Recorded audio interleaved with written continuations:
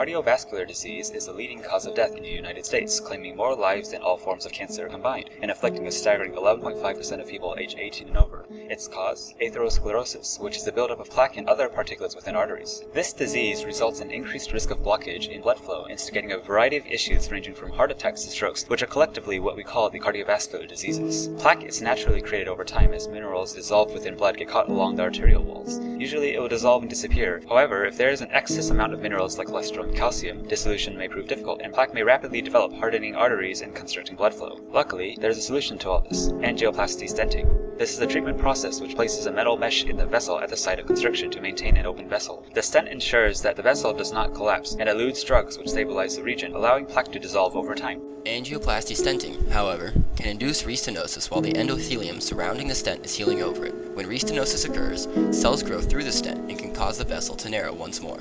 We focused on attempting to reduce two effects known to increase the risk of restenosis: dogboning and foreshortening. Dogboning occurs when the ends of the stent expand at a higher rate than the rest of the stent during deployment. This can cause increased damage to the vessel wall as the ends of the stent amplify the stress over a small area. Foreshortening is the effect of the stent decreasing in length as it expands. This is dangerous because the stent can shear the vessel wall as it shrinks translationally. In the interest of time, we limited our study of how material properties affect dogboning and foreshortening by varying the Young's modulus value and holding all other property values constant. To accomplish such a task, we modeled the expansion of a biomedical stent in COMSOL multiphysics. Because of its ubiquitous use in biomedical stents, we further confined our study to using the material properties of stainless steel. That is, we began with the material properties of a common stainless steel and subsequently varied only the Young's modulus for the material. In our simulation, we tested 6 stents of varying Young's moduli and graphed dogboning and foreshortening against the applied pressure to open the stent. We observed a similar max dogboning and max foreshortening across all of the stents. Each stent experienced roughly a 57% dogboning effect and a foreshortening of 33%. We thus concluded that varying the Young's modulus was ultimately ineffective in changing the dogboning or foreshortening of the stent.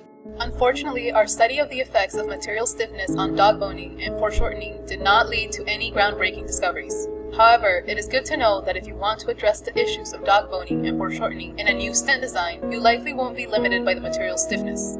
It stands to reason that dogboning and foreshortening will differ between distinct materials, and so future studies should focus on the effects of varying material properties like Poisson's ratio, density, or initial yield stress.